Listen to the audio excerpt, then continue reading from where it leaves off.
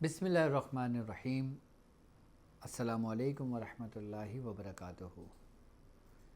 میں اپنے تمام معزز اپنے طاق ہیلنگ لیول 2 کے تمام شاگردوں کو لیکچر 13 میں آپ کو ایک بار پھر خوش آمدید کہتا ہوں، اور یہ بھی امید کرتا ہوں کہ آپ تمام لوگ خیریت سے ہوں گے، اور الحمدللہ ہمارا یہ کامیابی کا سفر اپنی منزل کی طرف آگے بڑھ رہا ہے۔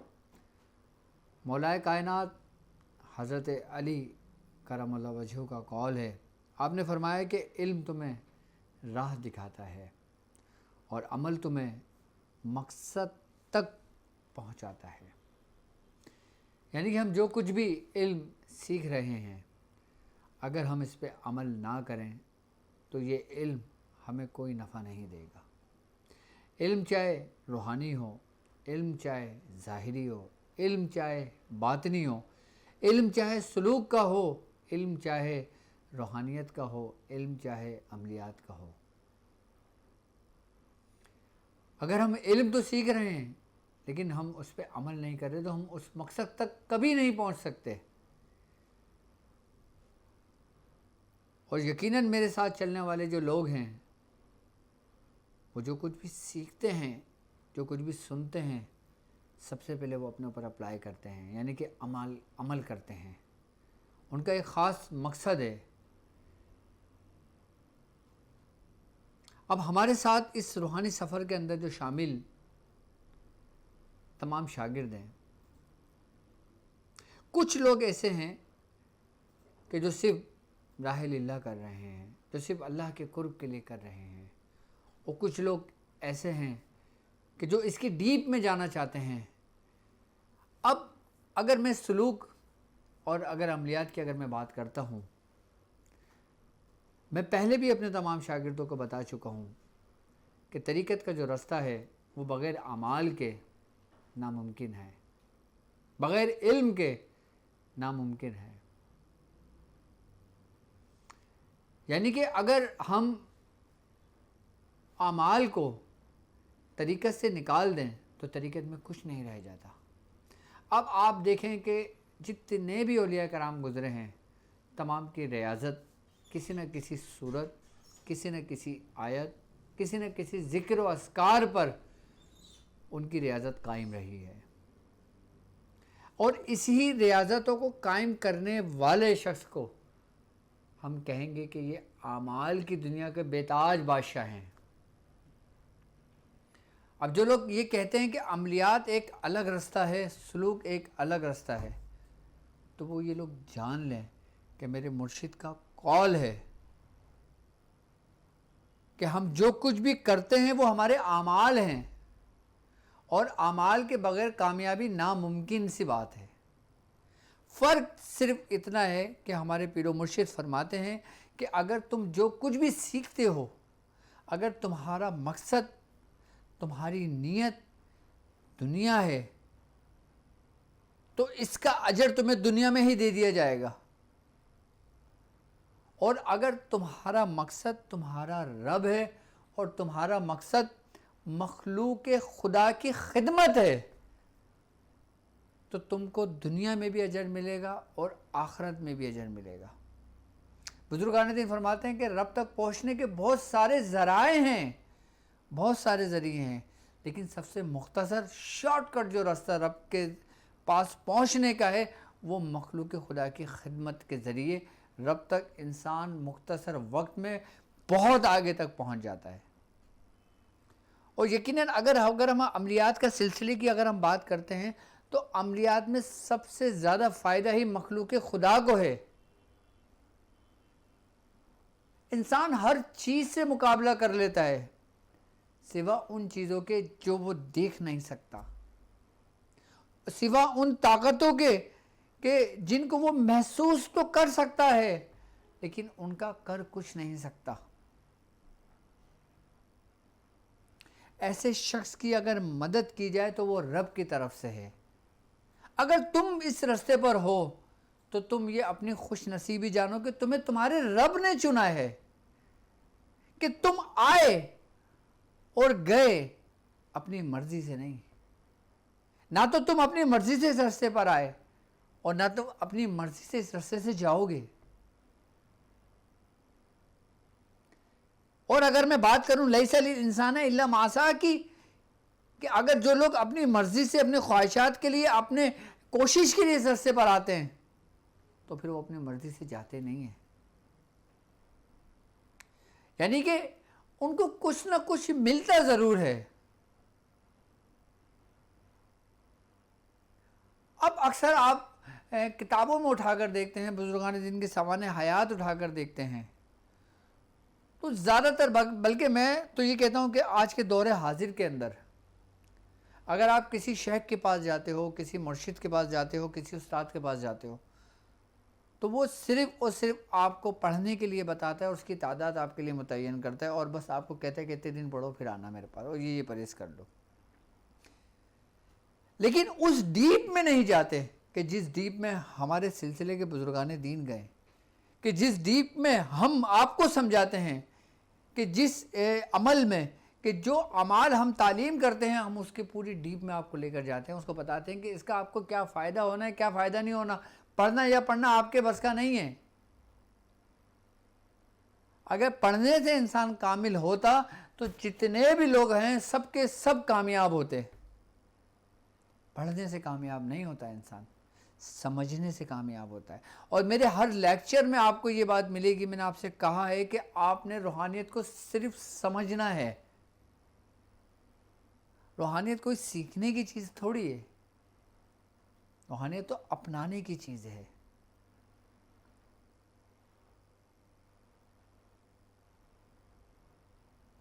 روحانیت شکر الحمدللہ ٹشو دینا، کہ روحانیت عمل کرنے کی چیز ہے. اور جو شخص جتنا عمل کرتا ہے وہ اتنا ہی کامیاب ہوتا ہے، اتنا ہی کامیاب ہوتا ہے وہ شخص جو جتنا اس میں جاتا ہے آگے تک.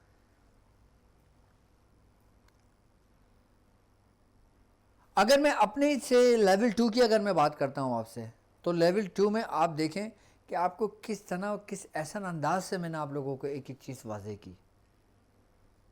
میں نے آپ کو ہانڈی والے اتار کے طریقے سمجھایا. کل ابھی جو ہمارا پریویس پروگرام ہوا ہے چوکی والا عمل، ارے ہاں آج چوکی والے عمل پہ مجھ سے کچھ بات کرنی ہے آپ سے، مجھے یاد دلانا کہ کل جو ہمارا چوکی والا عمل ہوا تھا اس کے متعلق مجھے کوئی گفتگو کرنی ہے آپ سے. تو چوکی والے عمل میں نے آپ کو بتایا، اس کے طریقہ کار میں نے آپ کو سمجھائے. اب مجھے بتائیں کون استاد کس کو سمجھائے گا؟ یہ میں آپ کو وہ راز وہ اسرار دے رہا ہوں جو کچھ میں نے سیکھا ہے. یہ ایسے کام ہے جو فور ہونے والے کام ہیں. لیکن میں پھر آپ لوگوں سے کہتا ہوں، اگر ہم یہ سمجھیں نا کہ اگر ہم رٹیفیکیشن پہ جاتے ہیں یا ہم صرف تعداد کو پورا کرنے کو سوچتے ہیں یا تعداد کو پورا کرنے میں لگ جاتے ہیں کہ اگر ہم تعداد پوری ہوگی تو ہم کامیاب ہوں گے، پوری تعداد نہیں ہوگی تو ہم کامیاب نہیں ہوں گے، ایسا نہیں ہے. تعداد کی اہمیت ہے، بالکل ہے، اپنی جگہ ہے، لیکن جب تک آپ سمجھ کر، جب تک آپ اس حقیقت کو جان کر، جب تک آپ خود کیا کر رہے ہو آپ کو یہ نہیں پتہ، آپ کتنے کچھ پڑھ لو آپ کامیاب نہیں ہوتے.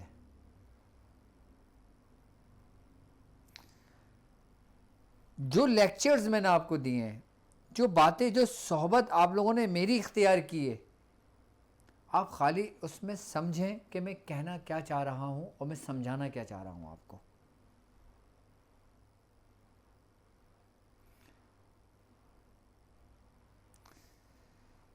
آپ کو یاد ہوگا ابتدان میں نے آپ سے کہا تھا کہ ہم نے اپنی قوت کو فوکس کرنا ہے، ہم نے اپنی روحانیت کو فوکس کرنا ہے، ہم نے اپنے اندر قوت ارادی کو فوکس کرنا ہے، ہم نے اپنے اندر ہونے والی ان قوتوں کا استعمال کرنا ہے.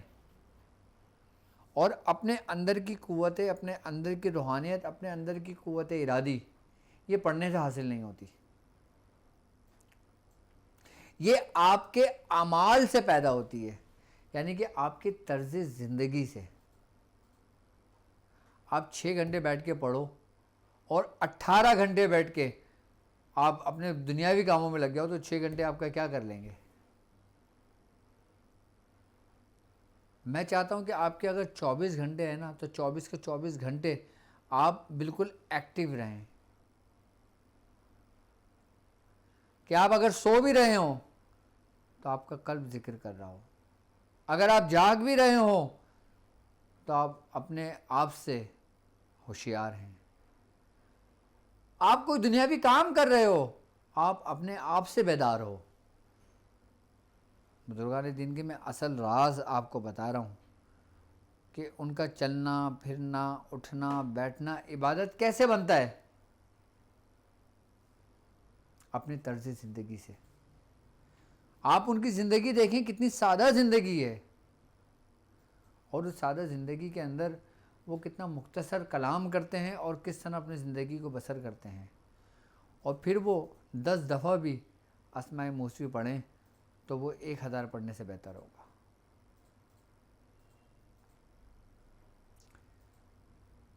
بالکل کہ جو تعداد تعین ہوتی ہے کسی بھی اعمال کی وہ اہمیت کی حامل ہوتی ہے، اس کو جتنی تعداد آپ کو بتائے جائے آپ اتنی ہی تعداد میں پڑھیں گے تو وہ اس وقت آپ کو فائدہ ہوگا کہ جب آپ اپنی قوت کو پہچان جائیں گے۔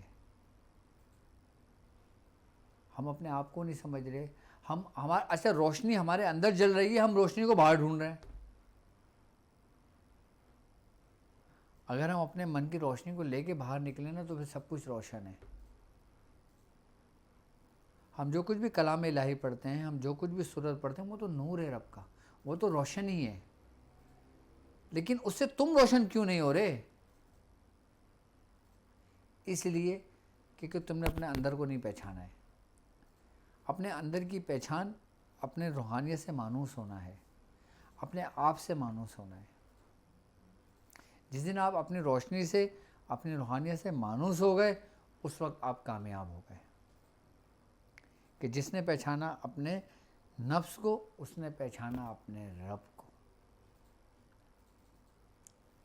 کیونکہ رب کی تمام صفات انسان کے اندر موجود ہیں، اور وہ انہی صفاتوں کے ذریعے اپنے رب کو پہچانتا ہے۔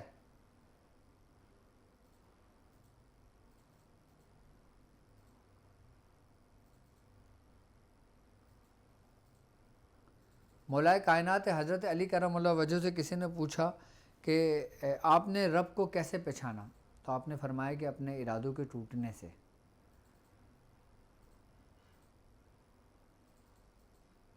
بڑی کمال کی بات ہے یہ اگر اس کو سمجھیں تو۔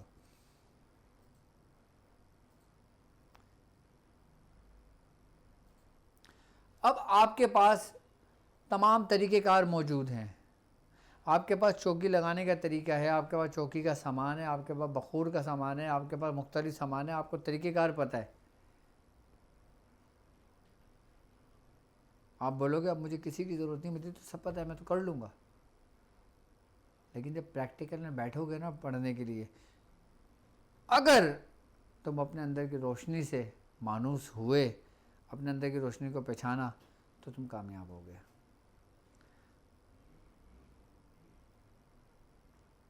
اچھا اپنے اندر کی روشنی کو پہچاننے سے کیا مراد ہے؟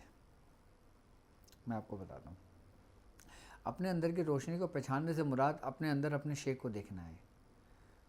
آپ کے اندر کی جو روشنی ہے نا وہ آپ کا شیخ ہے، وہ آپ کا استاد ہے۔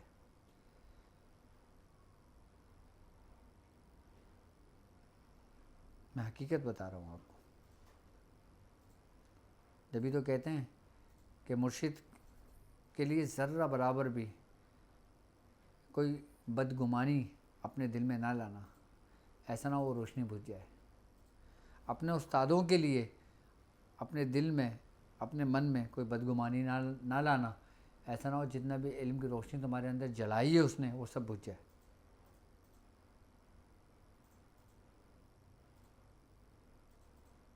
تمہاری کامیابی تمہارا شیخ ہے، تمہاری پڑھائیاں نہیں ہیں، تمہارے اعمال نہیں ہیں۔ اگر ہم اپنے اعمال کے عوض ہم کچھ طلب کریں تو ہمیں شاید کچھ بھی نہ ملے، لیکن ہم اپنے مرشد کے عوض، مرشد کے وسیلے سے، رب کے فضل سے اگر ہم اس کو مانگتے ہیں تو شاید ہمیں وہ کچھ مل جائے کہ جو ہمارے گمان میں بھی نہ ہو۔ اچھا، میں اب بات کرتا ہوں کہ اب ہم نے پچھلے ویک ہمارا اسماء موسیقی کے ذریعے میں نے چوکی لگانے کے طریقہ کار سمجھائے تھے۔ اب ہم نے جن سامان کا استعمال کیا تھا تو اب وہ سامان جو تھا کالا ماش تھا، ہانڈی تھا، سرسوں کا تیل تھا، لیمو تھا، سوئیاں تھیں، گلاب کے پھول تھے، اگربتی تھی، لوہے کی کیلیں تھیں، ناریل تھا، سندور تھا، چراغ تھا، روئی تھی اور اونٹ سیا تھا۔ باقی کچھ بخورات تھے جو ہم نے اس میں ڈالے تھے۔ اب سوال یہاں پہ یہ پیدا ہوتا ہے کہ جب ہم چوکی لگائیں گے تو ہمیں اس میں کیا کیا احتیاط کرنی چاہیے۔ احتیاط سب سے پہلے آپ غسل کریں گے، آپ وضو ہوں گے، پاک صاف کپڑے پہنے ہوں گے، خوشبو لگی ہوگی اور کمرے میں کوئی بچہ نہ ہوگا، اور کہ جب آپ یہ کام شروع کریں گے تو جب چوکی کا سامان لگا رہے ہوں گے تو اس وقت آپ تو روشن کمرہ کیجئے گا، لیکن جب چراغ روشن کر دیں تو آپ کمرے کی لائٹیں بند کر دیجئے گا، کیونکہ ایک بات یاد رکھنا کہ نوری موکلان کی آمد، روحانیت کی آمد، جس کو آپ بلا رہے ہوتے ہیں وہ کبھی بھی ان روشنیوں میں نہیں آتی، وہ ہمیشہ آگ کی روشنی میں آتی ہے۔ اچھا، چراغ کی جو لو ہوتی ہے، کینڈل کی جو لو ہوتی ہے، آگ جو ہوتی ہے نا، اس کی ایک تاثیر ہے۔ وہ تاثیر ہے کہ جس جگہ، جس کمرے کے اندر اندھیرا ہو اور وہ چراغ کی روشنی میں انسان پڑھائی کر رہا ہو، چوکی لگا کے اپنا کام کر رہا ہو، تو جو وہ مخلوقات جو آگ سے بنی ہیں، وہ مخلوقات جو روشنی سے بنی ہیں، یعنی کہ نور سے بنی ہیں، وہ اس کی کشش سے، اس کی حدت سے اس کو اپنے قریب کرتی ہیں، یعنی کہ آگ کے قریب رہتی ہے۔ سب سے پہلے اس اعمال کے اندر جنات کی باقاعدہ حاضریاں ہوتی ہیں کیونکہ وہ آگ سے بنے، اس کے بعد نوری مخلوقات کی حاضریاں ہوتی ہیں کیونکہ وہ نور سے بنے، اس کے بعد یہاں تک کہ فرماتے ہیں بزرگان دین کہ اگر آپ میں وہ آپ کا من پاک ہو جائے، آپ کا باطن وہ صاف و شفاف ہو جائے، تو بزرگان دین کی بھی بنفس نفیس آمدیں ہوتی ہیں کہ جو آپ کی رہنمائی کرتے ہیں، جو آپ کے آگے کی تربیت کرتے ہیں۔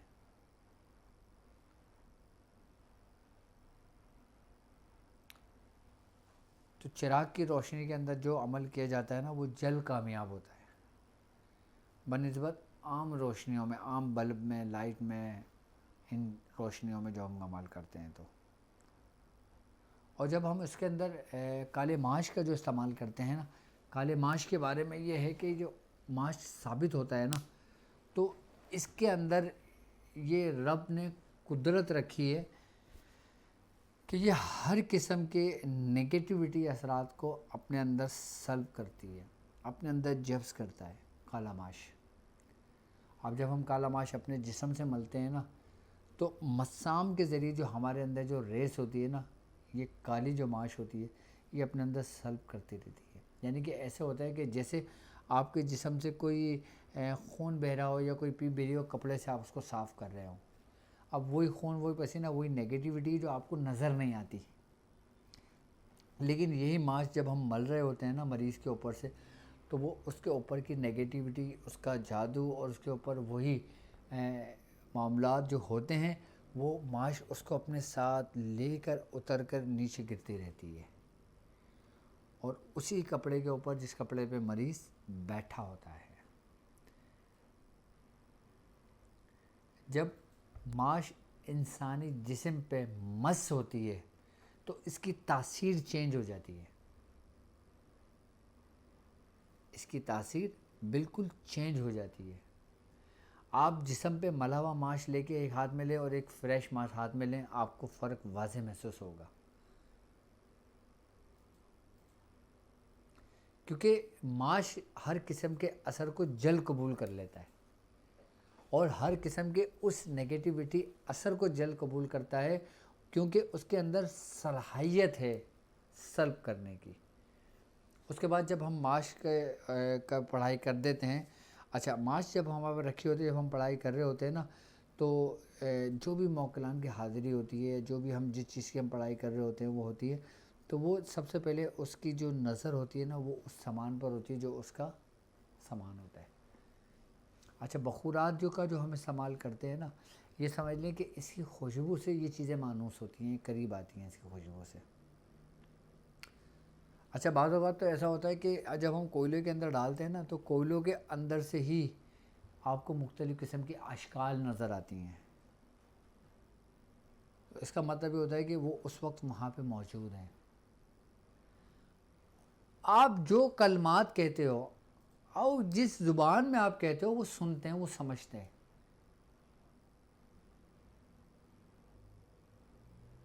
جس زبان میں آپ ان کو پیغام دیتے ہو، جس پیغام میں آپ ان کو حکم دیتے ہو، جس زبان کے اندر آپ ان سے بات کرتے ہو، وہ وہی کام کرتے ہیں،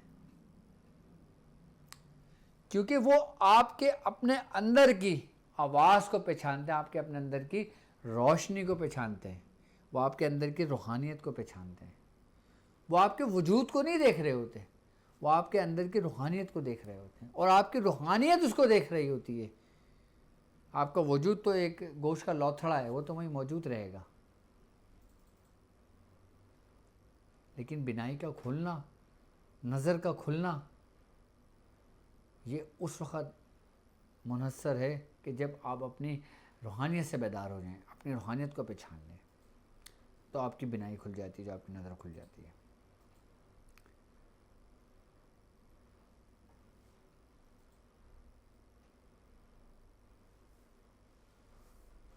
اب اس میں جب ہم نے لیمو کا استعمال کیا، تو لیمو کے بارے میں بزرگان دین یہ فرماتے ہیں کہ لیمو کے اوپر کسی قسم کے کوئی نیگیٹیوٹی اندر داخل نہیں ہو سکتی، یعنی کہ جس جگہ پہ لیمو کا درخت ہو، لیمو کا پودا ہو، لیمو کا وہ ہو، اس جگہ شیاطین جنات نہیں آتے،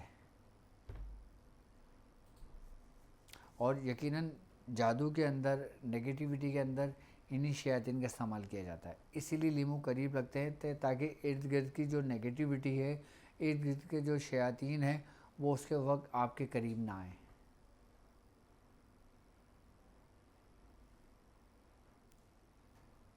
اور جب ہم لیمو کے اندر سوئی ہم اس کے اندر داخل کرتے ہیں، تو اس سے لیمو کی تاثیر بدل جاتی ہے، اس کے اندر لیمو کی تاثیر بدل جاتی ہے۔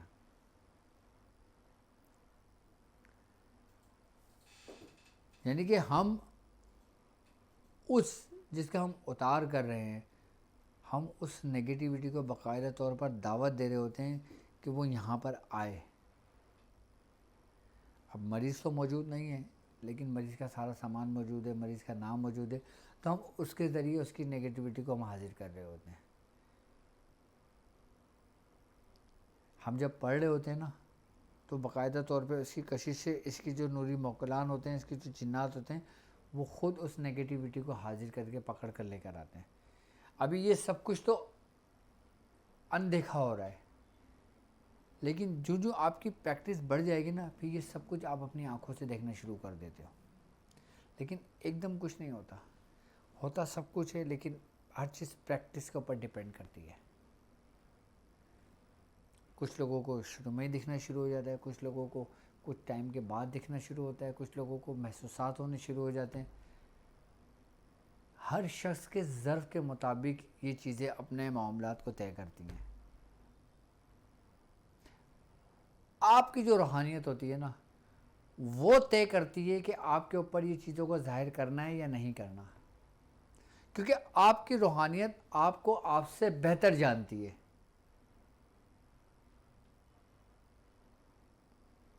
آپ کے اندر کی جو مینس پاور ہے، آپ کے اندر کی جو رب نے قدرت رکھی ہے، رب نے روحانیت رکھی ہے، ایک روشنی رکھی ہے، آئی بس سمجھو اس روشنی کو اور روشن تمہارے شیخ نے کیا، تو وہ پہچانتی ہے کہ وہ جس وطن میں ہے اس کے ساتھ کس طرح معاملات کو طے کرنا ہے۔ کسی کے اوپر آپ نے دیکھا ہوگا کیونکہ وہ بہت جلد کامیاب ہو جاتا ہے، آپ نے دیکھا ہو کوئی شخص تھوڑا سا لیٹ کامیاب ہوتا ہے، آپ نے دیکھا ہو کسی کے اوپر پہلے دن سے نظر آنے شروع ہو جاتا ہے، آپ دیکھیں کوئی کو 10 دن تک بھی کچھ نظر نہیں آتا، کسی کو 40ویں دن نظر آنے شروع ہو جاتا ہے۔ اس کی کیا وجہ ہے؟ اس کی یہی وجہ ہے کہ آپ طے نہیں کرتے، آپ کی روحانیت طے کرتی ہے۔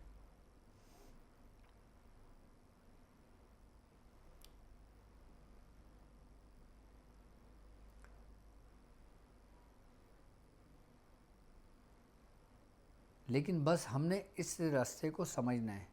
یہ جو کچھ میں آپ کو سکھا رہا ہوں نا، یہ ایسے ہے کہ جیسے میں آپ کو کسی چیز میں اسپیشلائزیشن کروا رہا ہوں۔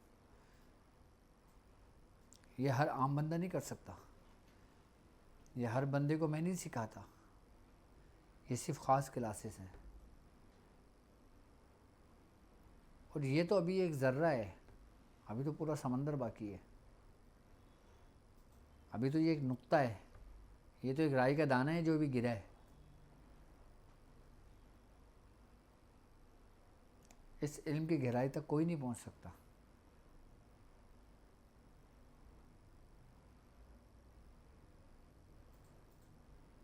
لیکن یہ سیکھ کر آپ اسپیشلائزیشن بن کر آپ ایک بہترین انسان بن جاتے ہیں، کیونکہ پھر آپ ان مخلوقات کا سامنا کر رہے ہوتے ہو کہ جو ہر ایک کے بس کی بات نہیں ہوتی۔ اور ایک بات یاد رکھنا کہ آپ کو آپ کے رب نے چنا ہے اس کام کے لیے۔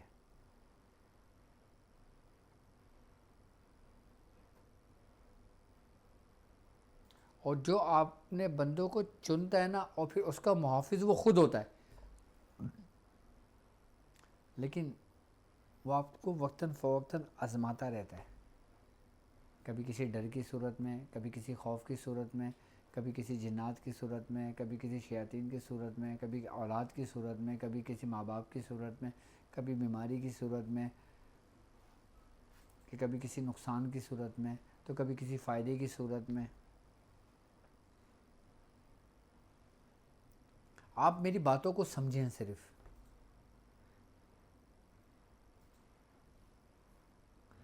رب تک پہنچنے کا سب سے مختصر راستہ مخلوق خدا کی خدمت ہے۔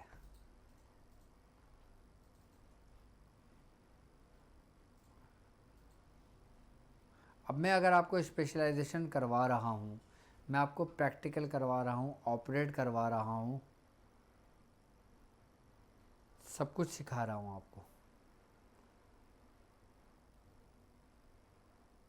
کیوں؟ کیونکہ میں چاہتا ہوں کہ روشنی سے روشنی، چراغ سے چراغ جلے۔ میں اپنے ساتھ لے جا کے کیا کروں گا؟ سب کچھ میں نے سب کچھ کس کے لیے سیکھا ہے؟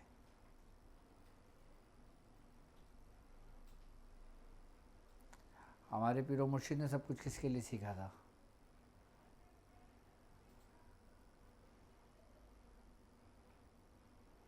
تو ہر چیز کا ایک وقت ہوتا ہے، ہر چیز کی ایک عمر ہوتی ہے، لیکن اپنے اندر سے بس یہ ڈر و خوف نکال دیں کہ آپ کو کوئی نقصان پہنچے گا۔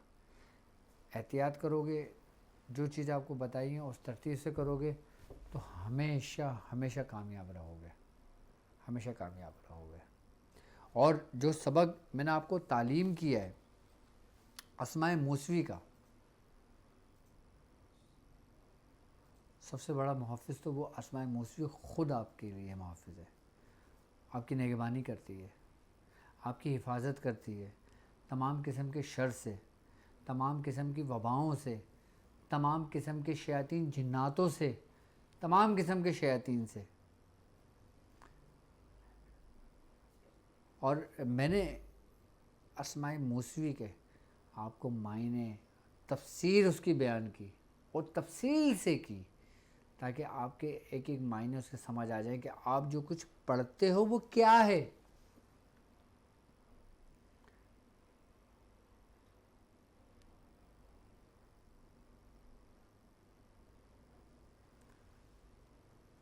یہی اسماء موسوی آپ کی ڈھال بن جاتے ہیں کہ جب کوئی آپ پہ وار کرتا ہے۔ یہی اسماء موسوی جب آپ سو رہے ہوتے ہو بے خبر، اور جب آپ کی روح پرواز کر رہی ہوتی ہے، تو یہی آپ کو جگہیں جگہیں اسی کی روحانیت آپ کو لے کر جاتی ہے، آپ کو سیر کرانے. جبھی تو کہتے ہیں کہ اپنے اعمال کے اندر انسان کو غرق رہنا چاہیے، اپنے معاملات سے انسان کو کبھی غافل نہیں ہونا چاہیے. جبھی تو کہا جاتا ہے.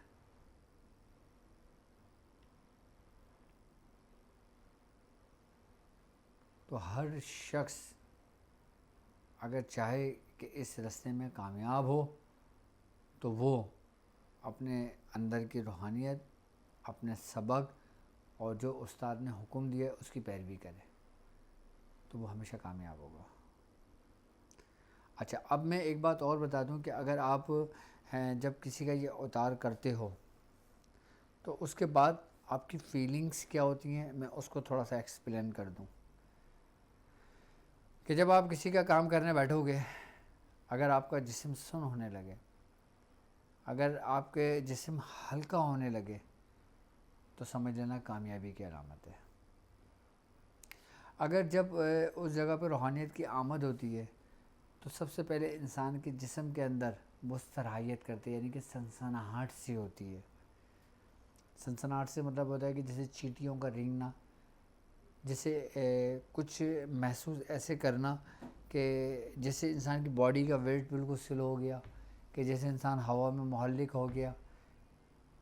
اس قسم کی فیلنگس ہوتی ہے پڑھائی کے دوران. اچھا، ضروری نہیں ہے کہ اس میں آپ آنکھیں بند کر کے پڑھنا، آپ آنکھ کھول کر بھی پڑھ سکتے ہو، آنکھ بند کر کے بھی عمل کر سکتے ہو. یہ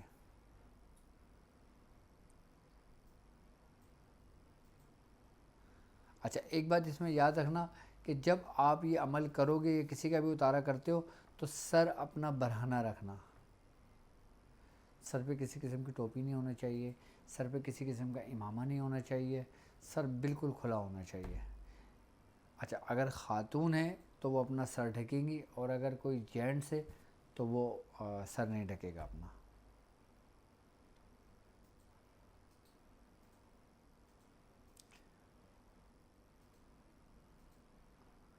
اچھا، اس میں ایک کام اور کیجیے گا کہ اگر جب آپ چوکی لگائیں تو اس میں آپ نے رجال الغائب کا خیال رکھ لینا ہے. یعنی کہ اب مثال کے طور پہ میں نے رجال الغائب کے بارے میں بتایا، اس کے چارٹ کے بارے میں میری ویڈیو میں موجود ہوگا. باقی میں بچوں سے کہہ دوں گا کہ وہ آپ کو چارٹ بھیج دیں گے رجال الغائب کا. اب آپ نے اگر مغرب کی طرف رخ کر کے چوکی لگائی ہوئی ہے تو کوشش کریں گے کہ جس تاریخ کو آپ نے چوکی لگائی ہے اس تاریخ کو سامنے رجال الغائب نہ ہوں. اگر سامنے رجال الغائب ہوں اور آپ نے چوکی لگائی ہے تو پھر اس میں کوئی فائدہ نہیں ہے آپ کو. اس میں پھر 25% فائدہ ہوتا ہے، زیادہ فائدہ نہیں ہوتا. لیکن آپ کو پتہ ہے کہ آج مغرب کی طرف میرا رخ ہے اور اس سم رجال الغائب ہے، تو آپ اپنا رخ بدل دیں، سیدھے ہاتھ کی طرف کر دیں یا الٹے ہاتھ کی طرف کر دیں کہ جس سم رجال الغائب نہ ہو. اچھا، اس میں ایک کام اور کیا جا سکتا ہے کہ جن خواتین کو یا جن جینٹس کو کوئی ڈر و خوف ہو ہلکا تو وہ پانی کا گلاس اپنے پاس رکھ لیں ڈھک کر. اس پڑھائی کے دوران آپ پانی پی سکتے ہو. اگر پڑھائی کے دوران کسی قسم کا کوئی انسان کا وضو ٹوٹ جاتا ہے یا کوئی اس کے ساتھ ایسے معاملات ہو جاتے ہیں کہ جو وضو اس پہ فرض ہو گیا، تو پھر وہ انا للہ و انا الیہ راجعون 3 دفعہ پڑھ کے باہر نکلے اور اپنا وضو کرے، اپنے فراغت سے فارغ ہو، وضو کرے اور پھر دوبارہ آ کے کنٹینیو کر دے. لیکن کوشش یہ کرے کہ ایک ہی وضو سے کام ہو پورا. یہ میں نے بیچ میں احتیاطاً بتایا کہ ان کیس کسی کے ساتھ ایسا ہو جائے تو وہ جا کے وضو کر لے.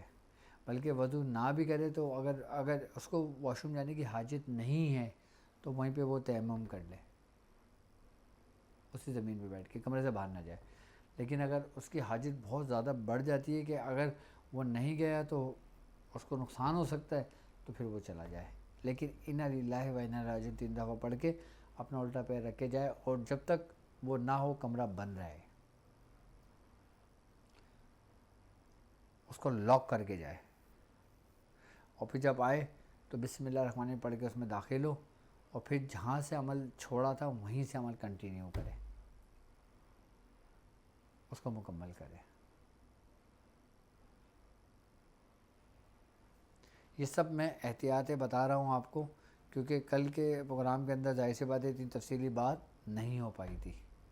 اچھا، کل لوگوں کے سوالات آئے تھے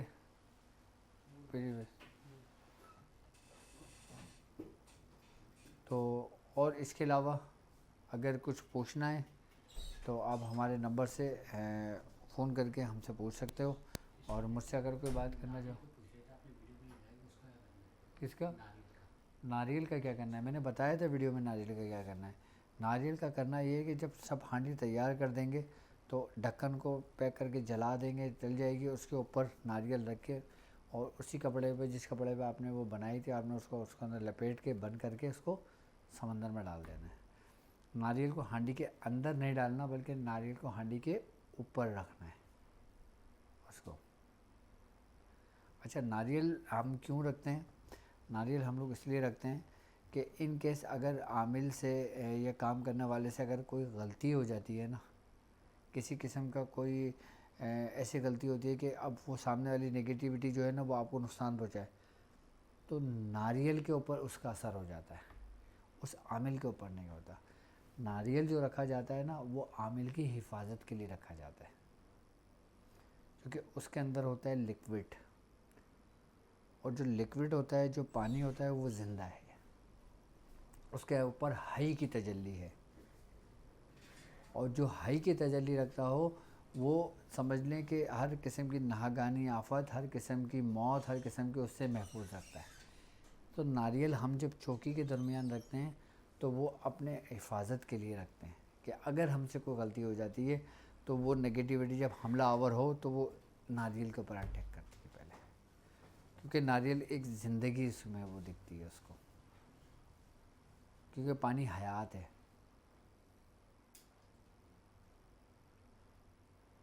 یہ بھی شاید آپ نے پہلی دفعہ سنا ہو،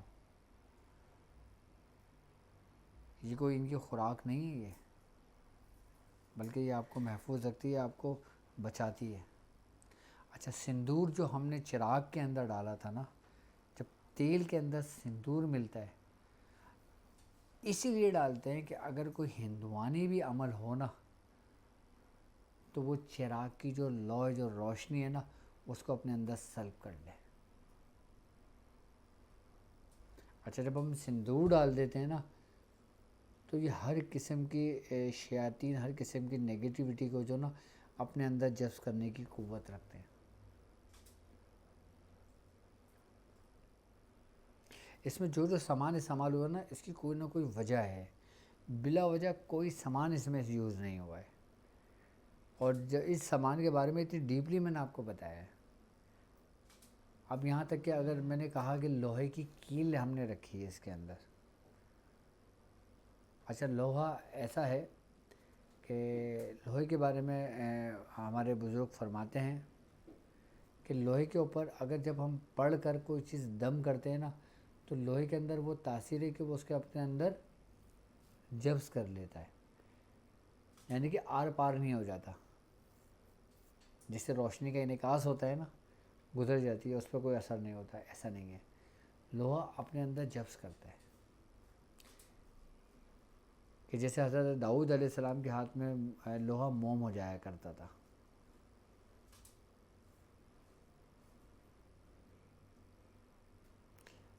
اسی لیے آپ دیکھیں گے جتنی لوہے کی چیزیں استعمال آپ اپنے گھروں میں کرتے ہو نا تو اس سے آپ کے گھروں کی بھی حفاظت ہوتی ہے۔ آپ جو کچھ کلام الہی پڑھتے ہو نا، آپ کے گھر کے اندر جو جو کچھ سامان رکھا ہوتا ہے نا، ہر چیز پہ اس کا اثر ہوتا ہے، کیونکہ کلام الہی وہ واحد کلام ہے کہ جس کا اثر ہر جاندار اور ہر بے جان پر ہوتا ہے۔ باقی اس کے علاوہ دنیا میں کوئی ایسا کلام نہیں ہے کہ جس کا اثر بے جان اپنے اوپر لے۔ واحد کلام پاک ہے اللہ تبارک و تعالیٰ کا، واحد وہ کلام ہے جو رب کی طرف سے ہے، وہ ہر جاندار، ہر بے جان پر اثر انداز ہوتا ہے۔ لوہے کی کیلیں اس لیے تیار کرتے ہیں کہ یہ محافظ بن جاتی ہیں آپ کی، اور جب لوہے کی کیلیں تیار کر کے جب آپ اپنے گھروں میں لگواتے ہو، جس کا علاج کر رہے ہوتے ہو، تو وہ پورا گھر کھل جاتا ہے، پورا گھر بن جاتا ہے اس سے، کہ جس سے وہ گھر کے اس کی پوری حفاظت کے اندر گھر آ جاتا ہے۔ اس میں ہر سامان اس میں وہ استعمال ہوا ہے۔ اب ہم اس میں مٹی ہی کی ہانڈی کیوں استعمال کرتے ہیں؟ کیونکہ مٹی کے اندر بھی جبس کرنے کی صلاحیت ہے، مٹی میں ہی تو جبس کرنے کی صلاحیت ہے، ورنہ ہم پتیلی نہیں کر لیں، سلور کی نہیں کر لیں، اسٹیل کی نہ کر لیں، تانبے کی نہ کر لیں، ہم نے مٹی کی کیوں لینا ہے؟ اس لیے کہ مٹی کے اوپر ہر چیز کا اثر جلدی ہوتا ہے۔ ہم جو پڑھائی کر رہے ہوتے ہیں تو اس کا اثر بھی جلدی ہوتا ہے، اور جب وہ چیز نگیٹیوٹی اس ہانڈی کے اندر منتقل ہوتی ہے تو اس کا اثر بھی جلدی ہی ہوتا ہے۔ آئی بات سمجھ میں؟ اب ہم گلاب کے پھول کا استعمال کرتے ہیں۔ اچھا، گلاب کے پھول کے بارے میں کہ روحانیت کی چیزیں، نیک جنات کو گلاب کی خوشبو پسند ہے۔ جتنے بھی نیک روحیں ہیں، آپ دیکھیں نا، آپ قبرستان کے اندر گلاب کے پھول کیوں لے کے جاتے ہو؟ آپ خوشی کے موقع پہ گلاب کے پھول کیوں لے کے جاتے ہو؟ اچھی لگتی ہے خوشبو ہے۔ جس طرح ہمیں اچھی لگتی ہے، اسی طرح نیک جناتوں کو بھی اس کی خوشبو پسند ہے، اور جہاں پہ گلاب کے پھول ہوتے ہیں وہاں پہ جنات کا ایک جوڑا لازمی ہوتا ہے، اسی لیے گلاب کے پھول کو سونگھنے سے منع کیا گیا ہے۔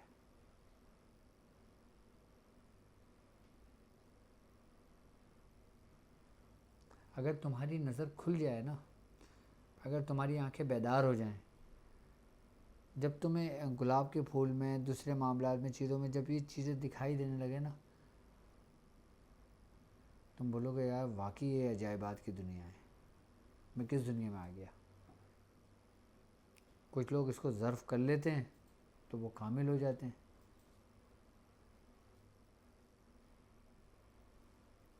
دیکھو، آپ کو بتائے گا وہی جو اس رستے سے گزرا ہوگا۔ یہ چیزیں آپ کو کتابوں میں نہیں ملیں گی، یہ چیزیں آپ کو اس میں نہیں ملیں گی، کاپیوں کتابوں میں۔ یہ استاد ہی آپ کو تعلیم کرتا ہے۔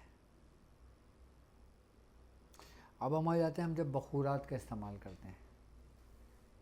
اچھا، گوگل کا جو ہم نے اس میں استعمال کیا ہے نا، گوگل ایک قسم کی ایک گوند ہے۔ اچھا، یہ ایسی گوند ہے کہ جو یہ ریزتی ہے یہ، اور پھر ڈلے کی صورت میں بن جاتی ہے۔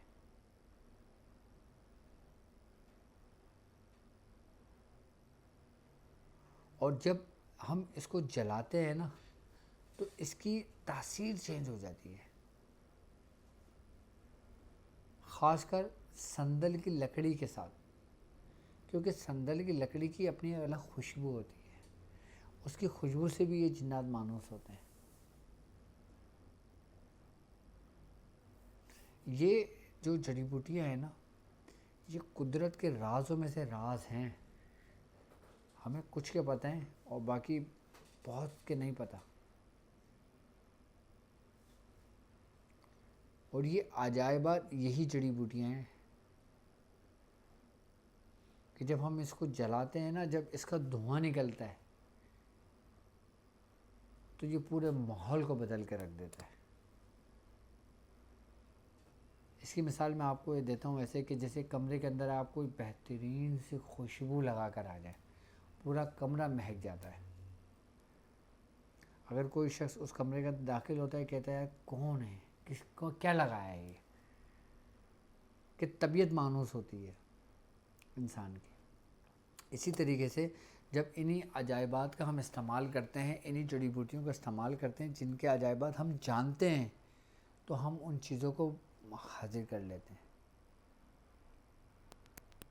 اب آپ لوگ کیا کہتے ہو، آپ لوگ کیا سمجھتے ہو کہ آپ لوگ جو پڑھ رہے ہو ان سے وہ چیزیں حاضر ہو رہی ہیں؟ نہیں، یہ گمان ہے تمہارا۔ ان سے وہ تو صرف آپ کو اپنے محفوظ کیے ہوئے ہیں۔ ان کو جو آپ کو کوئی قریب کر رہا ہے نا، تو وہی بخورات کی خوشبوئیں کر رہی ہیں، وہی سامان کی خوشبوئیں کر رہی ہیں جو لگتا ہے.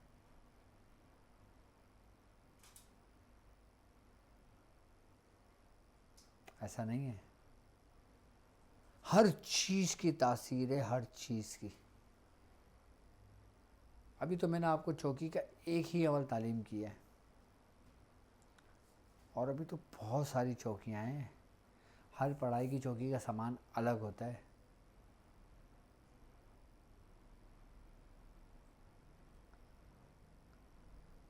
لیکن نقش ہر کارا، یعنی کہ وہی 15 کا نقش جو میں نے آپ کو تعلیم کی ہے، وہ ہر پڑھائی کے ساتھ چلتا ہے. یعنی کہ ایسے جیسے وہ بیس ہے، جس کے اندر جتنی بھی چیز استعمال ہوئی ہیں، جتنی بھی چیز استعمال ہوئی ہیں، تمام کی تمام بڑی عجائبات ہیں. اچھا، جو لوگ یہ عمل کریں چوکی کا کسی کے لیے، تو اب لگتا ہے نا، اب ظاہر سی بات ہے اگر ہم یہ سامان لینے جائیں تو ہم اپنی مرضی سے اپنے پاس سے تو مریض کا سامان لینے نہیں جائیں گے نا. اب اس کے پیسے تو مریض ہی دے گا نا. اب آپ پیشنٹ سے لے کر یہ سامان اکٹھا کر کے آپ اس کا کام کریں، دیکھیں کیسے چھٹکارا مل جاتا ہے اس کو. کچھ لوگ مجھ سے یہ کہتے ہیں کہ اب ہم رہتے ہیں باہر ملک، اب ہمیں سامان نہیں ملتا. اب یقیناً جو چوکی کا جو سامان ہے، جیسے کالا ماش ہو گیا، ہانڈی ہو گیا، تیل ہو گیا، لیمو ہو گیا، یہ چیزیں تو نارملی مل جاتی ہیں. اچھا، بخورات میں سے اگر یہ عجائبات جو جڑی بوٹیاں ہیں یہ نہ ملیں، تو پھر یہ ہمارے جو سینٹر ہے، نویر ہو گیا، سمیر ہو گیا، احمد ہو گیا، یہ آپ ڈائریکٹ مجھ سے کہہ کے میں آپ کو تیار کر کے بھجوا دوں گا یہ سارا سامان. اچھا، اب یہاں سوال ایک اور پیدا ہوتا ہے کہ کیا ہم صرف ایک شخص کا اتار کر سکتے ہیں یا پورے خاندان کا کر سکتے ہیں؟ اب جیسے مثال کے طور پہ میاں بیوی ہیں، 3 بچے ہیں. آئی بات سمجھ میں؟ اب ہم صرف میاں کا کریں گے یا میاں بیوی تینوں بچوں کو پورے خاندان کا کر سکتے ہیں؟ تو یاد رکھو کہ اس کے اندر جب ہم اتار کرتے ہیں تو میاں بیوی بچوں ان سب کا بھی اتار ایک چوکی کے اندر ہو سکتا ہے، ہم کر سکتے ہیں. طریقہ کار وہی ہوگا، لیکن وہی لوازمات سب کے استعمال کیے جائیں گے. جیسے بال سب کے لیے جائیں گے، ناخن سب کے لیے جائیں گے، گھر کی مٹی لی جائے گی. آئی بات سمجھ میں؟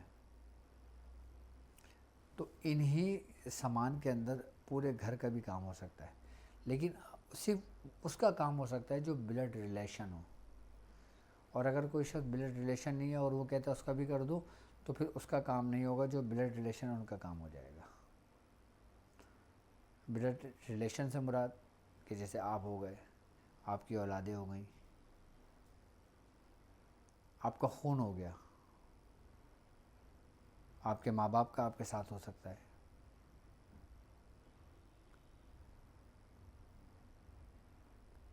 لیکن اگر آپ چاہو کہ آپ کے ماموں کا آپ کے ساتھ ہو تو نہیں ہو سکتا.